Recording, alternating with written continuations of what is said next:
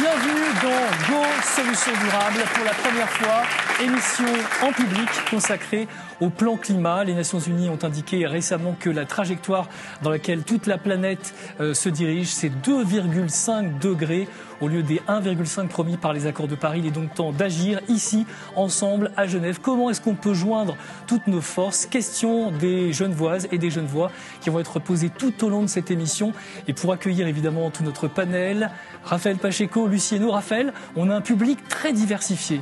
Oui, des Genevois de divers horizons, de l'employé au patron, de l'étudiant au retraité, il y a vraiment de tout. Et quand on parle de climat, Lucie, on parle de tout, de toute la vie qui nous concerne, avec nos différences. C'est ça, on parle de mobilité, on parle de logement, on parle d'énergie, de consommation. Et vous allez voir, Philippe, toutes ces questions, elles sont passionnantes. Et ces questions, elles s'adressent à qui? À nos 6 panélistes. Grand témoin de cette émission, Bertrand Piccard, qu'on retrouvera dans quelques instants, le président du Conseil d'État, Anthony Hodgers, le maire de Genève, Alfonso Gomez, la conseillère d'État en charge de l'économie, Delphine Bachmann, la directrice de ce musée qui nous reçoit, le MEG, Karine Durand, et puis également Christian Brunier, directeur général de SIG. Bienvenue dans Go Solutions Durables, émission spéciale.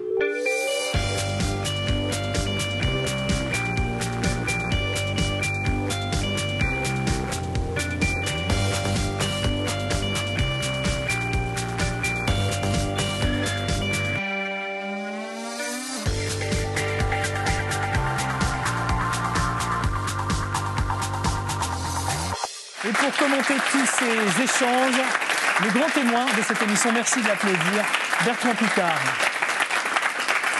Bonsoir Bertrand Piccard. Bonjour Philippe. Votre actualité, j'ai envie de dire, c'est Go Solutions Durables, puisque vous êtes tous les mois dans notre émission avec toutes les solutions qui sont évidemment probantes, qui sont suisses la plupart du temps, que l'on présente. Ces solutions durables que vous avez évidemment référencées avec votre label dans votre fondation, la fondation Solar Impulse, il y en a plus de 1400 aujourd'hui? On est à 1600 maintenant, dans tous les domaines. L'eau, l'énergie, mobilité, construction, industrie, agriculture, économie circulaire, gestion des déchets. Et puis, c'est des solutions qui existent aujourd'hui. C'est des systèmes, c'est des produits, des matériaux, des appareils, des processus. Votre actualité, c'est aussi une belle exposition pour ceux et celles qui vont peut-être passer par Paris pendant cette période de fête. C'est Ville de demain, exposition qui est à la Cité des Sciences et de l'Industrie à Paris jusqu'au 7 janvier. Où vous présentez les solutions pour la ville cette fois, pour les villes. Absolument, parce qu'il y a une exposition sur l'urgence climatique, donc de quoi faire déprimer tout le monde. Il fallait quand même qu'on réponde avec les solutions pour redonner de l'espoir, pour redonner de l'action. Et cette exposition explique les défis, explique comment les gérer, et puis il y a une 60aine de démonstrateurs. Avant d'écouter les échanges avec nos différents invités qui vont nous joindre dans quelques instants, et Anthony Hodgers dans 2 minutes, une rencontre qu'on a voulu provoquer. Raphaël? Et oui, Bertrand Piccard, je suis avec Dylan. Raphaël, hein. Je suis avec Dylan, 27 ans, éducateur social. Bonsoir, de formation. Dylan. Bonsoir. Et il est activiste du climat.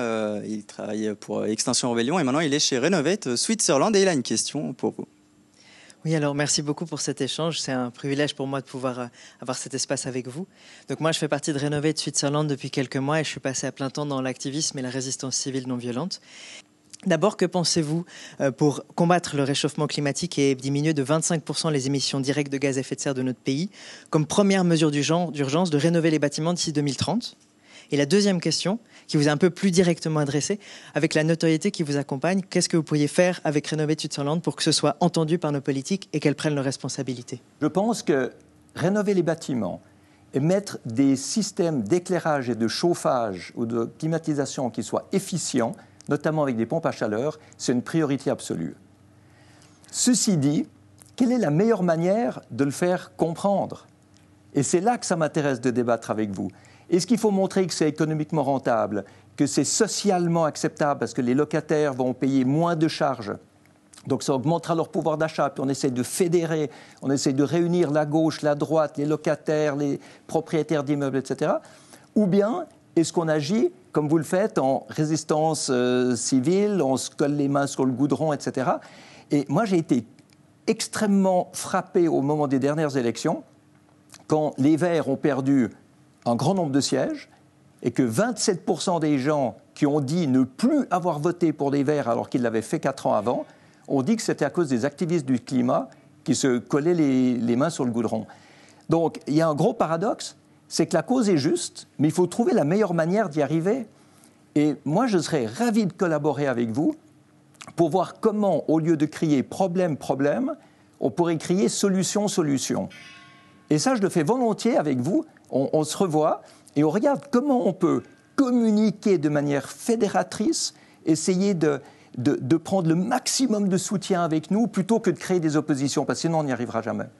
Mais du coup, rendez-vous est pris et volontiers pour aller boire un café avec vous et en parler. Exactement, et puis plus qu'un café, parce qu'il faut vraiment voir comment on peut fédérer davantage. Et vous avez raison, parce que c'est pas bon. En CO2, c'est pas bon le café. Hein. Les vins locaux, c'est pas mal. Hein. Non, mais tout à fait, exactement. Il y a des très bons vignerons en plus sur Genève qui ont besoin de soutien d'ailleurs pour s'en sortir. On se prend un verre de blanc genevois. Avec grand plaisir. Bon, c'est incroyable cette émission. On va vous faire rencontrer encore plein d'autres gens, donc gardez vos cartouches. Hein.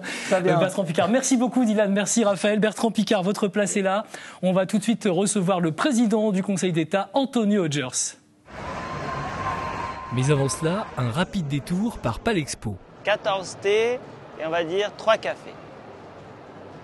0,4 kg, 400 grammes de CO2 par tasse de café. C'est ce que ça implique. Aux dernières automnales, les Genevois découvrent sur le stand de l'État un nouveau calculateur carbone pour connaître ses émissions personnelles, et c'est la révélation. Mon bilan est de 11,2 tonnes de CO2 émises par an et c'est vrai que je trouve ça très surprenant. Les transports, malheureusement, ça compte pour plus de la moitié. Avion, voiture, déplacement en tout genre, c'est 6 tonnes presque. Et le reste, le logement, les institutions et ce sont les deux autres grands secteurs dans lesquels apparemment j'émets beaucoup de CO2. Comment je pourrais faire moins essayer d'utiliser la voiture le moins souvent. Je sais pas trop, je fais déjà bien attention. Et on accueille maintenant Antonio Hodgers, le président du Conseil d'État. Merci Antonio Hodgers d'être avec nous dans Go Solutions Durables, au MEG, avec tout le public qui est là, les Genevoises et les Genevois qui ont beaucoup de questions à vous poser. C'est vrai que ce plan climat, avec tout le Conseil d'État, vous le portez depuis des années. Il y a un calculateur qui est sorti, on l'a vu à l'instant. Vous êtes à combien? 5 tonnes et quelques? Oui, un peu plus de CO2. De 5 tonnes. L'objectif auquel on doit arriver pour la neutralité carbone, c'est plutôt autour d'une tonne. Donc vous savez que je suis à 3 tonnes. Si j'avais pas l'avion, je suis à 11 tonnes à cause de l'avion. Ah bah voilà. C'est pas bien, hein. Intégré. Aujourd'hui, on sait que l'essentiel des émissions de CO2 sont liées à des choix collectifs. Par exemple, les bâtiments à Genève. C'est 50% de nos émissions de CO2. Eh bien, il suffit entre guillemets, mais disons, il suffit d'avoir des lois qui permettent ces rénovations. 80% des gens sont locataires, donc ils n'y peuvent pas grand-chose aux émissions de CO2 chez eux. Mais si on vote ces rénovations, elles se feront et collectivement, on émettra moins de CO2. Je vois que vous êtes déjà en train de donner les réponses aux questions que les Genevoises et les Genevois se posent. On va commencer, Lucie, avec votre invité. Il est question d'une question relative à la consommation. C'est ça, monsieur Hodgers, je suis avec Azar. Azar, elle habite la commune de Tonnay. Et vous avez une question en lien avec la mobilité, c'est juste? Oui, tout à fait. Tonnay est très bien desservi pour aller au centre-ville, mais pour aller de commune à commune, c'est très galère. Pour aller au centre-ville en tram, on y est en 15 minutes. Si je veux aller à Bernay chez des amis, ça prend 1 heure, 1 heure et demie. Et il y a quelque chose qui est prévu justement pour mettre des bus accélérés pour entre communes, ou même au centre-ville, faire tourner Cornavin sans arrêt. Nos transports publics, nos TPG, ils ont une moyenne de déplacement d'autour de 15 km/h. C'est plus lent que le vélo. Et pourquoi? Parce que, non seulement ils doivent s'arrêter, un bus c'est normal, c'est pas un taxi, il y a plusieurs arrêts, mais ils sont souvent pris dans la circulation, dans les feux. Donc là, pour vous répondre, alors il y a des choix à faire, c'est-à-dire est-ce qu'on privilégie au carrefour tout le temps les transports publics? C'est la seule manière que l'on a d'augmenter la vitesse commerciale. Une autre manière que l'on a, mais que Genève n'a jamais voulu prendre, c'est d'espacer le nombre d'arrêts. Mais certaines villes, notamment du côté alémanique, les transports publics vont plus vite parce que globalement, il y a les choix politiques de dire un tram est toujours prioritaire par rapport à la voiture, ce qui n'est pas le cas à Genève. Ça pourrait être un encouragement donc pour lâcher un petit peu la voiture, j'imagine, pour vous, Hazard. Merci beaucoup, Hazard. Merci, Lucie. Autre question pour vous, Anthony Hodgers, c'est du côté de Raphaël que ça se passe. Alors, vous allez voir, c'est une question technique, Raphaël. Ouais, alors moi, je me trouve avec Jean-François, jeune retraité. Et il s'interroge sur le bien fondé des stratégies de lutte contre le réchauffement climatique. Merci. Oui, c'était par rapport au mécanisme de compensation carbone, une question en deux parties. Est-ce que le canton de Genève utilise ce mécanisme, d'une part, et d'autre part, de manière plus générale, qu'est-ce que vous pensez de la pertinence et de l'efficacité de ce type de mécanisme dans la lutte contre le réchauffement pour que tout le monde comprenne bien, c'est ce qu'on appelle parfois on achète des droits à polluer, c'est ça?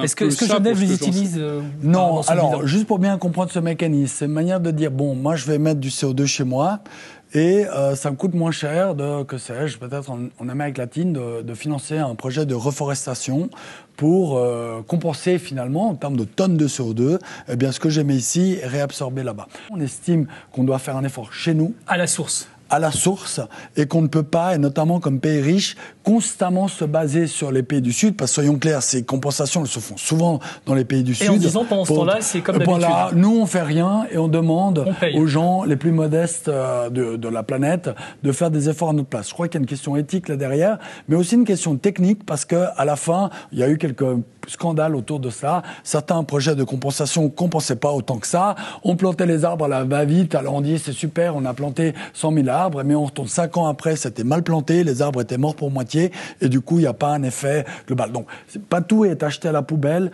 mais aujourd'hui, notre plan climat, il se base sur des actions à faire sur notre territoire. Merci beaucoup Jean-François, merci Raphaël. Vous parliez de logement de résidentiel en introduction. Il y a une question justement pour vous, Lucie. C'est ça, je suis avec Stéphane. Stéphane, il a 48 ans, il est directeur adjoint de banque et il est aussi membre du comité d'une coopérative d'habitation. Et vous avez une question à ce sujet à Monsieur Hodgers. Oui, tout à fait, merci. Donc j'habite une coopérative d'habitation dont malheureusement le bâtiment est classé.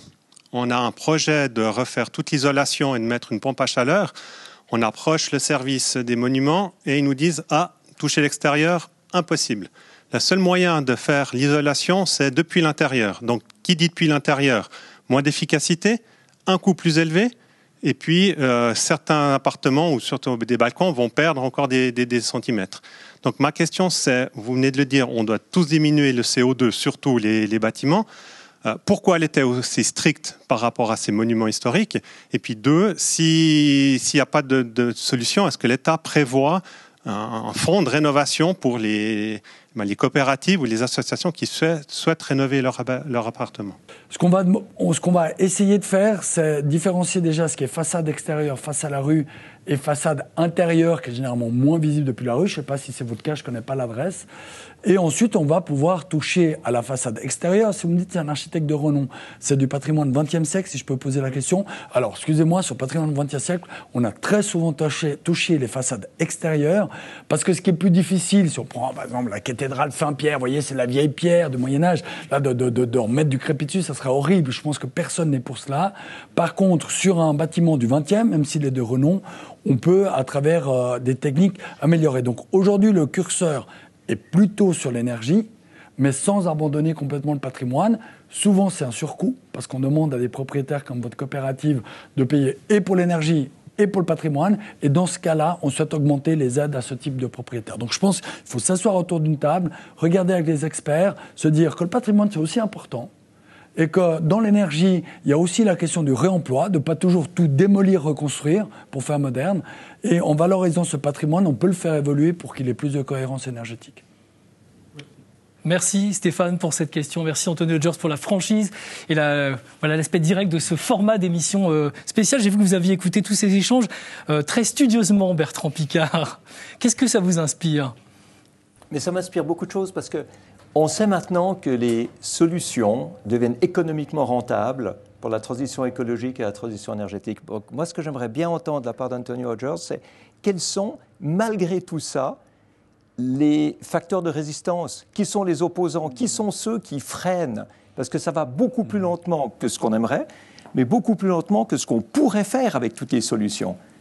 J'ai en face des réflexes un peu conservateurs qui s'expliquent que par l'aspect un peu parfois grégaire et puis parfois un peu je ne veux que ce que j'ai toujours connu, alors qu'on sait que la prospérité de notre pays passera par cette neutralité carbone. Ça sera bon pour la planète, mais ça sera bon pour notre pays.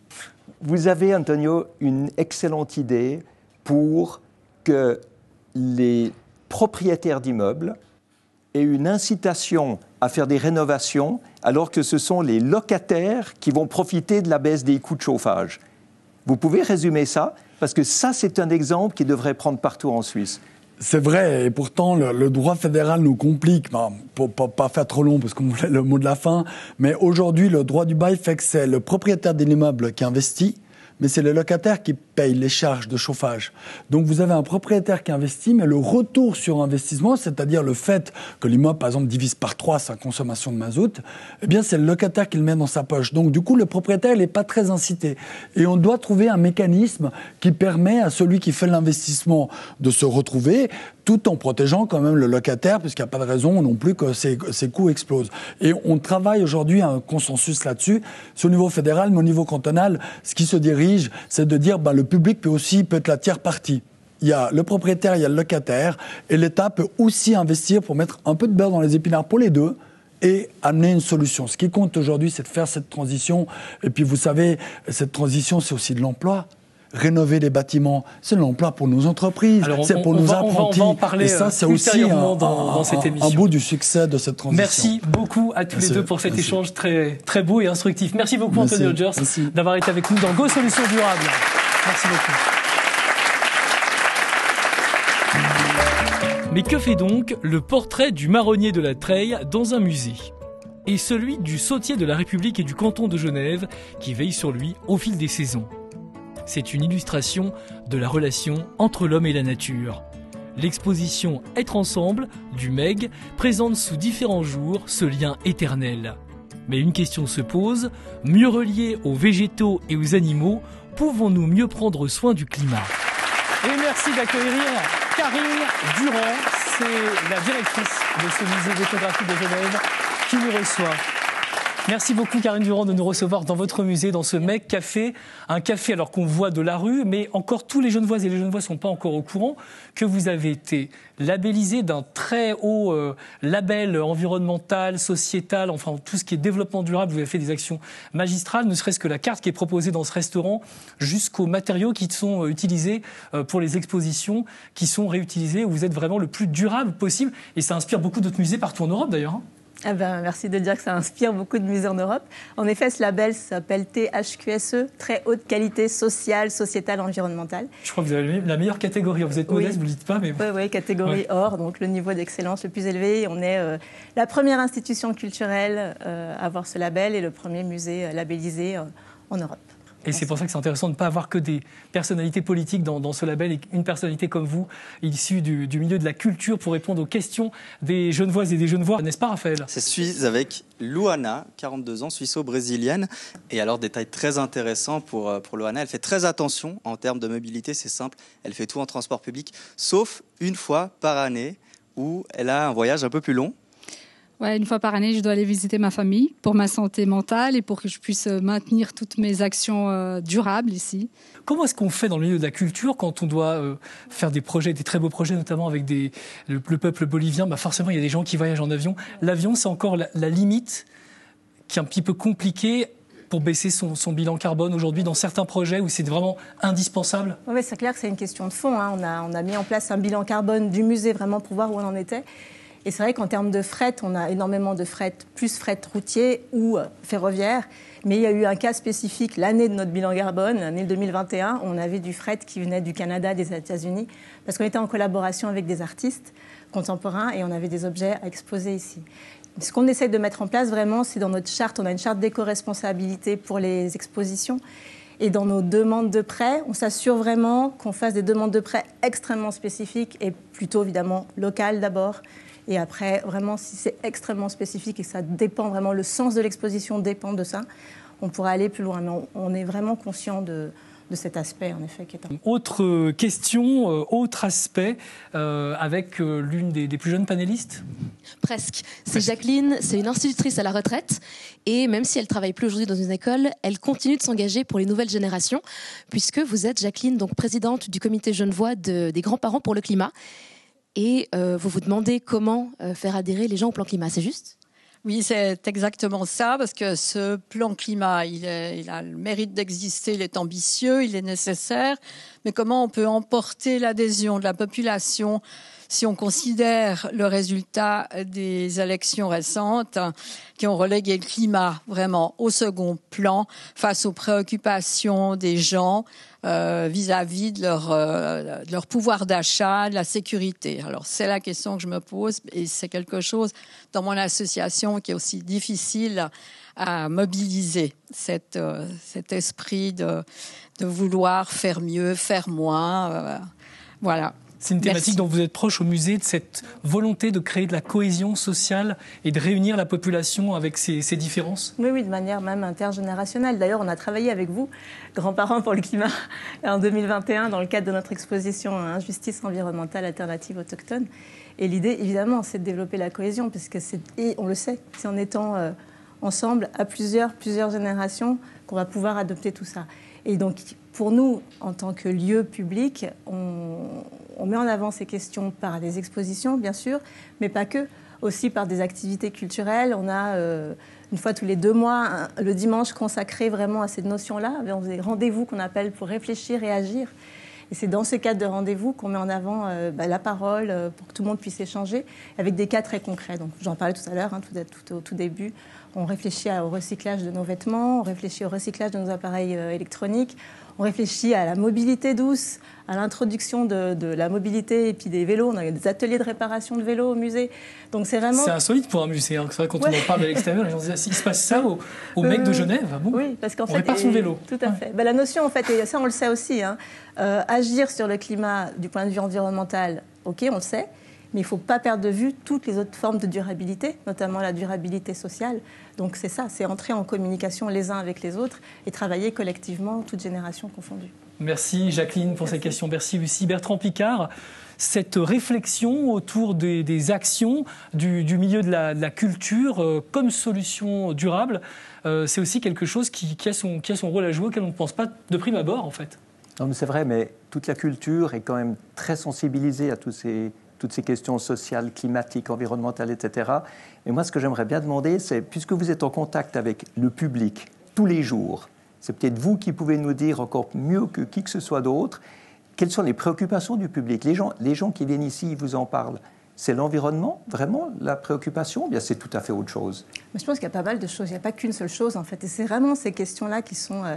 elles sont vraiment intersectorielles. Ce n'est pas que l'environnement. C'est l'environnement, c'est la cohésion sociale, c'est la possibilité de pouvoir arriver à la fin du mois, de pouvoir manger correctement. Enfin, c'est vraiment toutes ces questions-là. Et c'est toutes ces questions qu'on aborde et qu'on souhaite aborder dans nos expositions, dans notre programmation culturelle. Il n'y a vraiment pas qu'une seule porte d'entrée, il y en a vraiment plusieurs. Magnifique rôle pour un musée. Vous irez prendre aussi un verre de blanc avec Madame Durand après l'émission. Absolument. Bertrand Piccard, ça devient le joke. Merci beaucoup, Karine Durand, d'avoir été avec nous. Merci à vous. Merci Bertrand Piccard pour votre évidemment témoignage. Karine Durand, merci beaucoup. Les questions d'eau et d'énergie sont très importantes. On va en parler dans quelques instants avec Christian Brunier.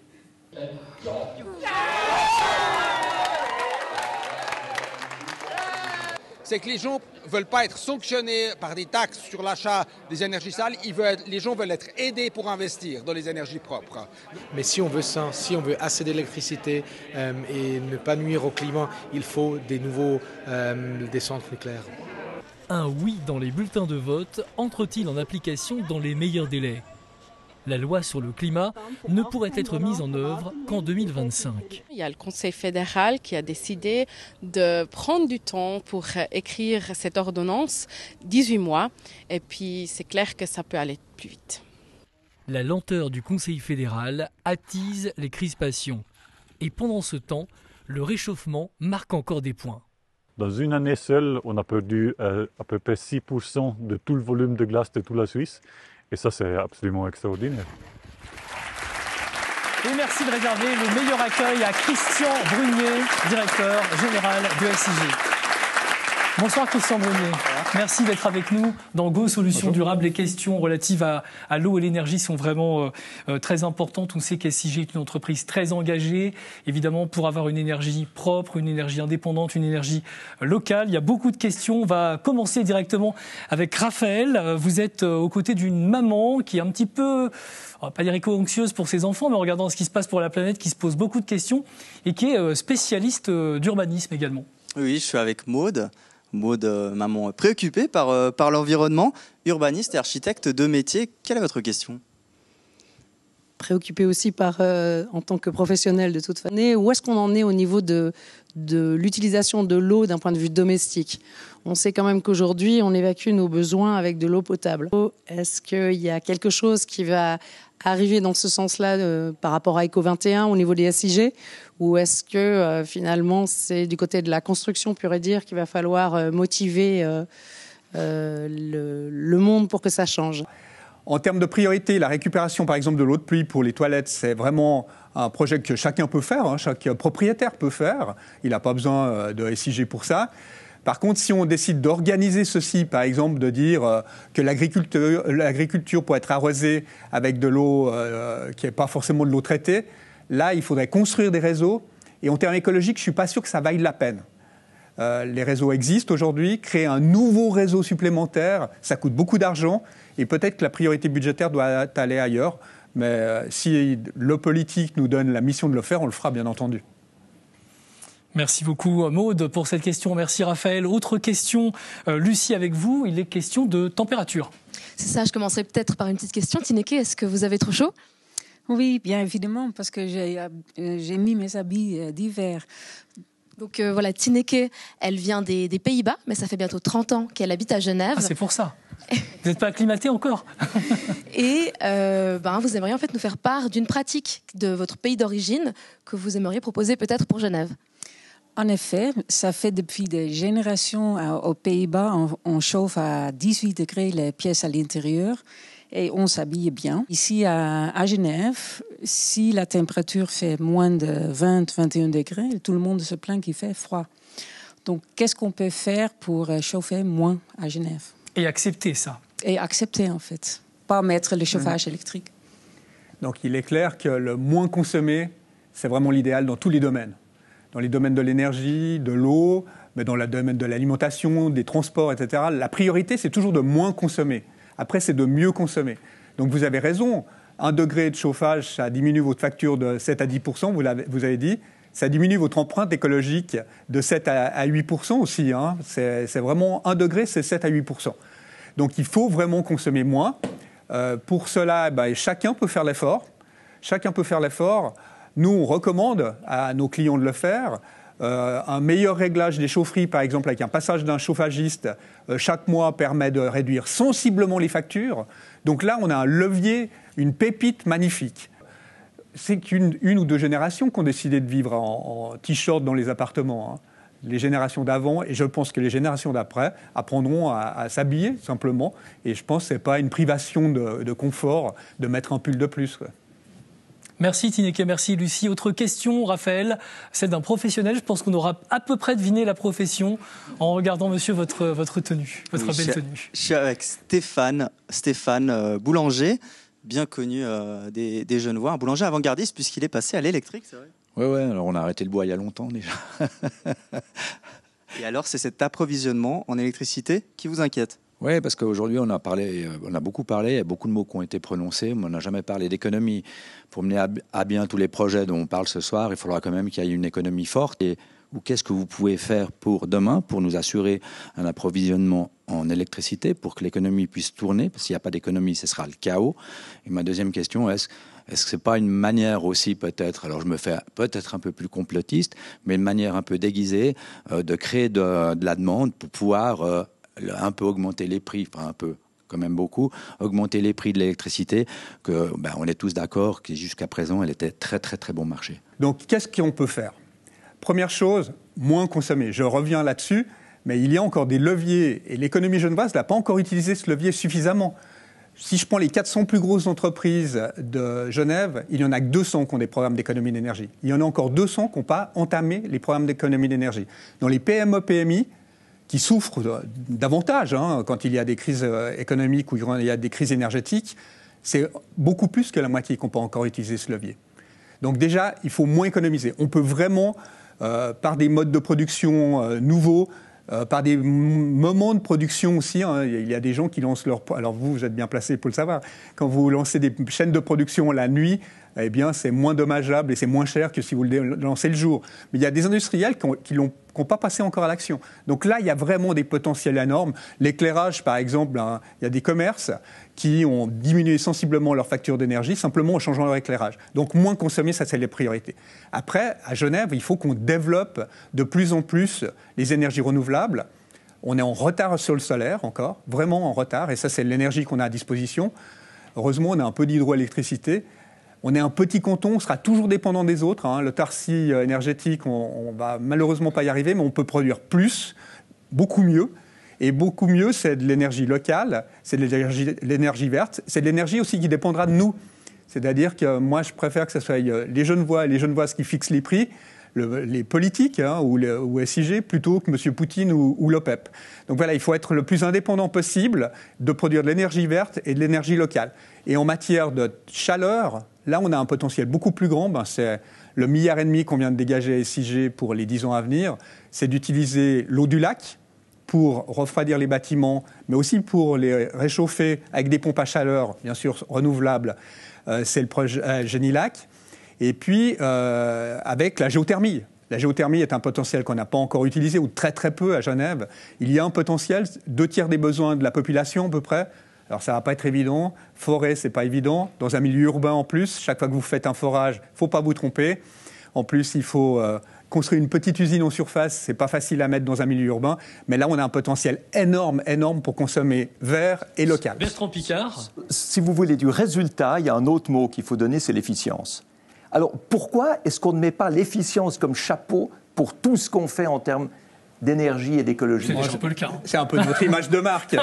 Le projet Eco21, si on le propageait dans toute la Suisse, on aurait déjà résolu une grosse partie de la transition énergétique. Donc le projet DSIG, d'efficience énergétique, Eco21, c'est un projet qu'il faut duplifier. Et tu as l'impression que les autres cantons ne suivent pas ce que tu fais ici à Genève? Je pense que les autres cantons utilisent beaucoup leur entreprise d'énergie pour des raisons un peu fiscales. L'université dit qu'on a créé 700 emplois durables à l'extérieur des SIG. Donc on voit que c'est vraiment... Ça marche. C'est le développement durable. Alors si les écologistes ne sont pas assez entendus, j'espère que toi, tu vas crier un peu plus fort pour qu'on t'entende. Mais on dit souvent que je crie trop fort. Donc voilà. Jamais trop fort. Bon équilibre, dans ce domaine, jamais trop fort. On voulait chauffer votre voix. Merci beaucoup, Christian Brunet, d'avoir été avec nous. Merci, Bertrand Piccard. Je ne vais pas dire pour cet éclairage, mais bon, on pourrait. Allez, dans un instant, on parle d'un autre secteur stratégique en matière de climat. Après, évidemment, l'eau et l'énergie, l'économie est au cœur, évidemment, des leviers d'action. On en parle dans un instant avec Delphine Bachmann. En 2015, les accords de Paris ont marqué un tournant décisif. Un engagement mondial pour freiner le réchauffement climatique. Cette mélodie de la durabilité résonne également en Suisse. Imaginons cette initiative comme un grand orchestre symphonique, où la diversité des instruments symbolise nos modes de vie variés. Même dans les moments où l'on se sent isolé, comme un soliste dans un interlude de silence, on réalise vite que l'orchestre entier nous soutient. Pour préserver le climat, chaque note compte, chaque action a son importance. En suivant la partition des accords de Paris, des lois suisses sur le climat, des plans cantonaux, nous jouons tous ensemble une symphonie. Delphine Bachmann nous rejoint. Delphine Bachmann, bonsoir. Conseillère d'État en charge de l'économie. Exactement. Évidemment, on va pouvoir avec vous écouter les questions des Genevoises et des Genevois, des questions qui concernent un peu tous les domaines pêle-mêle de l'économie. Vous allez voir, il y a quand même des discussions assez variées. Je pense que vous en avez au quotidien, mais on va en parler ici ce soir. Raphaël, une question déjà d'habitude de consommation. Ouais, je suis avec Annick, la doyenne de notre panel. Elle est retraitée active et volontaire pour l'environnement. On n'aurait pas deviné, Annick. Non. Pas du tout. Et puis vous avez une question. Oui, je voudrais savoir comment on peut faire pour gérer les déchets plastiques. Avant, dans les années 70, je vais parler puisque je suis une ancienne, je peux en parler. Dans les années 70, il y avait des bouteilles en verre qui étaient recyclées directement, consignées et recyclées. Dans d'autres pays, on consigne même le plastique. Et je me demande si ce n'est pas une solution pour ne pas avoir aussi autant de déchets par terre dans notre canton. Voilà. Alors ma question, qu'est-ce qu'on peut faire ? Merci pour votre question qui relève plus de la politique de la gestion des déchets que de l'économie, mais je vous réponds volontiers parce que figurez-vous que comme députée, parce qu'avant j'étais parlementaire, eh bien j'ai déposé avec une collègue du Parti des Verts, moi je suis du Parti du Centre, on a déposé ensemble un projet qui interdisait la remise gratuite de sacs plastiques dans tous les magasins de Genève. Pourquoi on ne pouvait pas les interdire ? Eh bien parce que cette compétence fédérale et que jusque-là, eh bien, au niveau fédéral, les initiatives visant à interdire simplement les sacs plastiques en Suisse ont toujours été refusées, à mon grand désespoir. Mais au moins à Genève, on a fait le pas qu'on pouvait faire, c'est-à-dire de les rendre payants, ce qui a quand même beaucoup poussé des magasins à passer aux sacs en carton, ce qui les a aussi poussés à passer aux sacs compostables. Donc c'est peut-être un très petit geste pour ce qu'on retrouve dans les océans, mais à notre échelle, eh bien, on a fait quelque chose. Merci Annick pour ce témoignage et pour cette question. D'autres aspects qui concernent les emplois, c'est aussi votre domaine, notamment les emplois verts, où il y a beaucoup d'interrogations, Lucie. Oui, Madame Bachmann, je suis avec Valentin. Valentin, il a que 27 ans, mais il a déjà fait une réorientation professionnelle. Il a changé de métier pour devenir entrepreneur dans les énergies renouvelables, justement, Valentin. Exactement. J'ai une question par rapport aux emplois, peut-être un peu plus que vous êtes à même d'y répondre. Ces dernières années, on a vu beaucoup quand même d'emplois qui sont créés grâce aux énergies renouvelables. Je pense notamment au solaire et tous les installateurs solaires qui ont dû être formés. Et quelles sont les prévisions ? Est-ce que vous pensez que les emplois liés aux énergies renouvelables sont durables et est-ce qu'ils vont continuer à être créés les prochaines années ?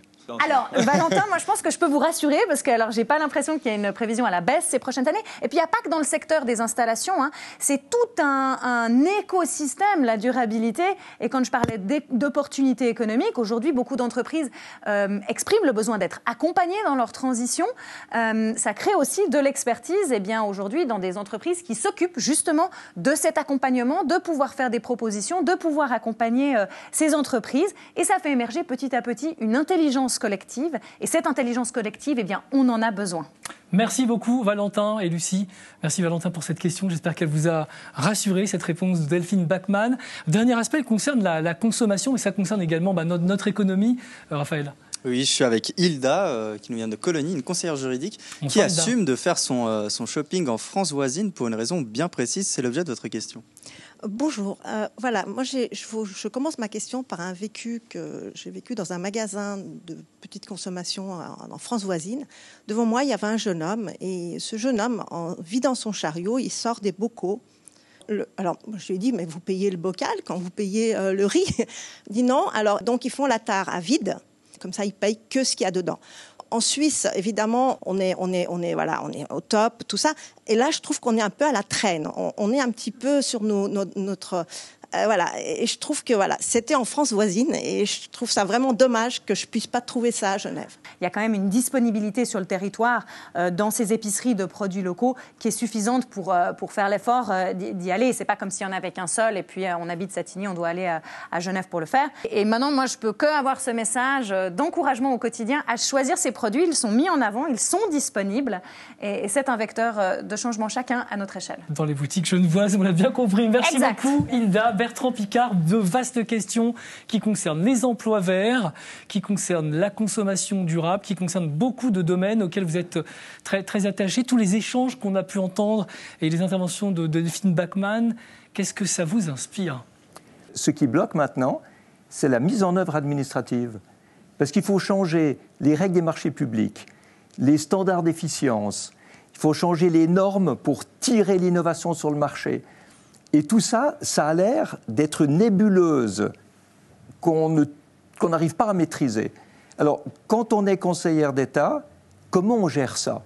Comment est-ce qu'on passe de tout ce qu'on sait à une vraie mise en scène, une vraie mise en œuvre, avec l'administration, avec la bureaucratie, avec toutes les normes ? Vous faites comment ? C'est de prendre aujourd'hui une par une les lois ou les règlements qui ne font pas de sens et puis de les réviser pour qu'elles soient en concordance avec les besoins d'aujourd'hui pour qu'on puisse répondre à ces enjeux. Mais je dois avouer qu'à Genève, on a fixé des objectifs très élevés dans le plan climat. On se donne les moyens, on tente de se donner les moyens d'y arriver, mais l'État seul n'y arrivera pas. Il a besoin de l'économie privée. Et il a besoin de chaque citoyenne et de chaque citoyen et de l'effort individuel. Mais le monde politique, il répond souvent ça. Il répond souvent qu'il faut de l'effort individuel. Le public ne veut pas faire d'effort. Le public aimerait qu'on lui permette, sans effort, d'utiliser toutes les solutions innovantes qui existent, de manière à ce qu'on puisse vraiment réconcilier tous les intérêts privés, publics, politiques, etc. La réalité, c'est qu'on vit dans une démocratie. Je pense que l'écologie n'a pas de couleur aujourd'hui. Elle n'a plus de couleur. Heureusement. Peut-être que les manières d'y répondre vont être différentes selon les personnalités, selon les partis politiques. Moi, oui, je continue de miser sur la responsabilité individuelle. Malgré ça, les émissions de CO2 augmentent. Malgré ça, les perspectives futures sont catastrophiques. Et on n'a pas seulement cette année l'année la plus chaude du passé, on a l'année la plus froide de l'avenir. Parce que ça va continuer à se réchauffer chaque année. Et on est là, 2023, c'est l'année la plus froide des prochaines années. Donc ça veut bien dire que ça ne marche pas. Je n'ai pas la capacité d'aller fermer le nucléaire Suisse, là ça où il se continue à développe. monter. Je n'ai pas la capacité seule, moi, à mon niveau. Et il faut le reconnaître aussi. Et c'est pour ça que je parle d'efforts collectifs. Et que chacun doit faire sa part de responsabilité. Mais moi, vraiment, je crois dans la capacité d'intelligence collective. Et à Genève, on essaie de prouver au quotidien. Merci en tous les cas. En tout cas, au sein du gouvernement, on essaie de le faire, d'être intelligent collectivement. Continuez alors. Et on se voit bientôt pour en parler. Et on se voit bientôt pour en parler. C'est encore une invitation pour un apéro vin blanc. L'invitation est déjà prise. L'invitation est déjà prise. C'est une folie. C'est une folie cette émission. Merci Delphine Bachmann. Merci beaucoup. Retour en images sur une année rythmée par les événements climatiques.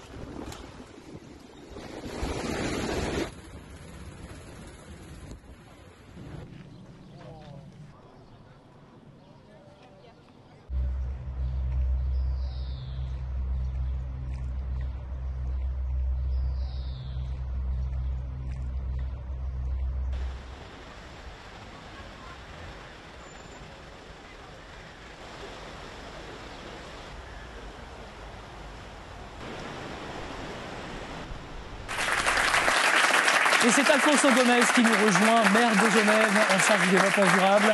Bonsoir Monsieur Gomez, merci d'être avec nous.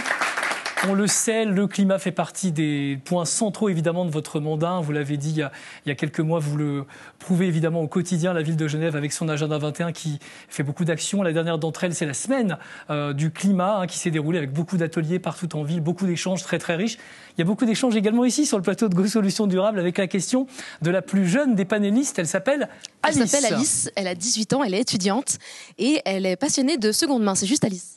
Oui, alors moi, depuis le cycle, c'est le moyen que j'ai trouvé de contribuer écologiquement, c'est d'acheter des habits seconde main. Vous êtes très chic, hein. C'est du seconde main ? Alors ça, c'est à ma grand-mère. C'est du troisième main. Oui. Voilà, donc c'est... En fait, à Genève, je trouve que justement, il y a très peu de magasins seconde main. Qu'est-ce qu'on pourrait faire pour justement inciter à avoir plus de magasins seconde main dans les centres-villes ? Et je trouve que c'est quelque chose qui n'est pas si compliqué à implanter dans notre vie, d'acheter seconde main. Voilà. Pour l'instant, vous avez raison, on n'a pas fait beaucoup. Et il faut que cela change, et cela va changer, parce que c'est un des objectifs sur les années qui viennent, et principalement sur l'année prochaine.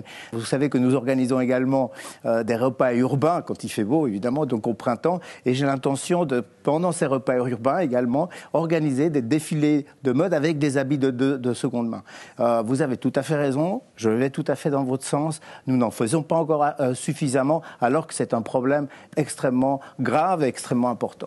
Autre question, elle est un petit peu plus technique sur le rôle un peu des institutions en matière d'action pour le climat, n'est-ce pas Raphaël ? C'est ça, moi je suis avec Romain. Romain, c'est un restaurateur heureux, puisqu'il tient le Gay Musée Kebab qui a été récemment primé pour sa démarche durable. On veut faire du durable, nos marges sont plus faibles, la viabilité économique est moins évidente que dans d'autres modèles et l'État ne fait pas la différence entre notre modèle et un modèle qui pollue et qui a un coût sociétal et environnemental énorme.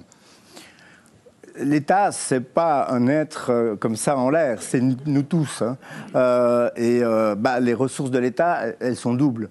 C'est soit à travers les taxes et les impôts, et là, moi je suis d'accord avec vous, il faut maintenir l'assiette fiscale des gouvernements, des pouvoirs publics pour pouvoir investir. Et puis l'autre, c'est l'emprunt. Alors, on peut utiliser l'emprunt, évidemment, mais dans une certaine marge. Les capitaux sont là. On vient de lancer un emprunt vert, la ville de Genève. On n'a pas eu de difficulté. Un emprunt sur 140 millions, pas de difficulté. Il y a des entreprises, il y a des investisseurs qui sont prêts à investir sur ces emprunts. Avec des taux d'intérêt, c'est paradoxal, plus bas disons, que sur un emprunt normal, légèrement plus bas.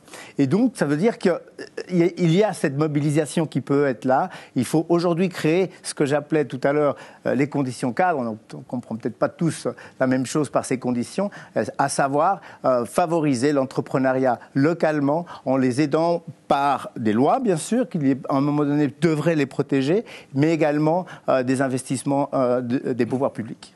Merci beaucoup pour votre question en tous les cas. Dernière question, elle concerne un des points importants évidemment de votre mandat et de la stratégie climat de la ville de Genève. Elle concerne aussi la biodiversité. Tout est lié, Lucie.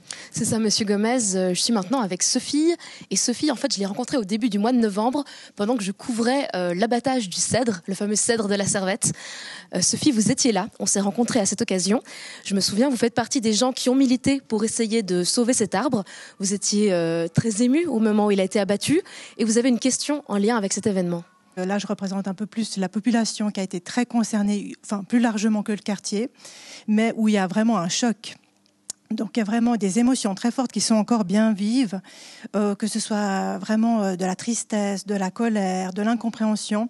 Une incompréhension parce que abattre un centenaire, un cèdre centenaire, c'est toucher à du sacré presque. Enfin, c'est le protecteur de tout le complexe où il va y avoir un nouveau logement qui va le remplacer. Il était en bord de parcelle et rien n'a pu être fait pour le protéger. Pour résumer, Sophie, vous auriez envie d'entendre de la part d'un élu comme Alfonso Gomez, plus jamais ? Plus jamais, absolument. Aujourd'hui, ce n'est pas possible, tout simplement. Et donc, il faudrait, à un moment donné, changer la législature. Ce n'est pas possible parce que si vous ne donnez pas les autorisations, à un moment donné, on n'a pas signé, par exemple, des actes notariés en disant que ce n'est pas possible tant que la question du cèdre n'est pas réglée. Vous devez des indemnités qui se chiffrent en millions, voire en dizaines de millions. Ces investissements représentent beaucoup, beaucoup d'argent. J'espère en tout cas qu'on ne verra plus ce genre de problèmes surgir dans notre ville. Merci d'avoir pris la parole avec ce témoignage qui relatait quand même une très très forte émotion et possible le discours de vérité que vous avez eu, c'est-à-dire que là, en l'espèce, c'était pas possible de faire quelque chose, mais vous avez très envie, vous aussi, à votre niveau, que ça évolue, que ça change. Beaucoup de questions sur la nature en ville, parce que ce sont aussi, merci beaucoup Sophie, des questions relatives aux moyens de lutter contre le changement climatique. Bertrand Piccard, pour vous qui avez signé cette exposition Ville de demain, Genève de demain, ça y est, on y est ? Je vous ai trouvé remarquablement concret dans vos réponses, et je vous remercie. Mais comme on a peu de temps, ma question va forcément être un peu abrupte. Vous êtes un maire vert. Les Verts ont perdu énormément de voix aux dernières élections à cause des activistes qui ont énervé tout le monde, à cause du wokisme, du soutien au wokisme, à cause des oppositions à peu près systématiques de certains milieux de protection du paysage face au développement des énergies renouvelables, aux barrages, et en fait à toutes les énergies propres. Comment allez-vous corriger le tir ? L'écologie, c'est pas seulement à un moment donné, c'est pas des interdictions, c'est aussi des opportunités. Et sans être plein de béatitude en disant tout va aller bien. Non, il y aura à un moment donné des sacrifices à faire. Je ne le dis pas comme Winston Churchill, du sang et des larmes, mais à un moment donné, il y a quand même une transformation. Il faut accompagner cette transformation et surtout les plus faibles d'entre nous, ceux qui ont le moins de revenus, ceux-là, il faut les accompagner et il faut les aider. Oui, totalement. Merci à tous les deux. Merci pour ce dialogue très riche. Merci, Alfonso Gomez. Bertrand Piccard, vous restez avec moi. C'est le mot de la fin. Ces échanges étaient très très riches dans la globalité de l'émission. Et c'est vrai qu'on a abordé tout un tas de thèmes très différents. On peut se dire finalement, c'était long, c'était beaucoup de blabla. On a besoin de se parler autour du climat. C'est ça qui crée l'éco-anxiété, c'est d'être seul et de ne pas en parler finalement ? Je crois que l'éco-anxiété, elle vient de l'inaction. Et on n'arrive pas à agir soi-même parce qu'on croit que le problème est tellement gros qu'on ne peut pas avoir quoi que ce soit comme bras de levier tout seul. On voit que l'État ne fait pas exactement ce qu'on veut, donc on perd encore plus espoir. Donc il faut que les citoyens parlent aux élus. Il faut que les écologistes et les industriels se parlent. En fait, il faut sortir des idéologies. Parce que moi, ce qui me fascine, c'est qu'on a besoin de tout le monde. Sans écologistes, il n'y a personne qui tire la sonnette d'alarme. Sans les socialistes, il n'y a personne qui s'occupe de ceux qui sont les plus démunis. Et c'est pour cela qu'on doit baisser les factures d'énergie. C'est pour cela qu'il faut baisser le gaspillage. Et c'est en même temps une action climatique et une action sociale. Et puis, il faut de la responsabilité individuelle, il faut des entreprises, il faut de la souveraineté énergétique. Donc même l'UDC doit être intéressé à cette transition écologique. C'est qu'avec les énergies renouvelables et l'efficience énergétique qu'on va réussir à être indépendant de pays dont on a envie de se distancer. On espère un petit peu d'avoir contribué à ce débat. Mais c'est ça qui est fondamental. C'est pour ça que je trouve que des débats comme ça, c'est vraiment intéressant. Des débats qui pourraient durer encore très longtemps. On va quand même s'arrêter là raisonnablement. Merci beaucoup Bertrand Piccard pour votre éclairage et cette grande équipe de Go Solutions Durables dont vous faites partie désormais, Lucie Hainaut, Raphaël Pacheco et tout le panel et les participants qui ont été évidemment avec nous pour nous accompagner dans ces échanges ici au Café du Meg. Merci beaucoup. On se retrouve le mois prochain pour un autre numéro de Go Solutions Durables destiné à un thème d'ailleurs qui vous passionne également, tout ce qui concerne les nouveaux emplois et les nouvelles compétences. À bientôt sur les Bancs Bleus.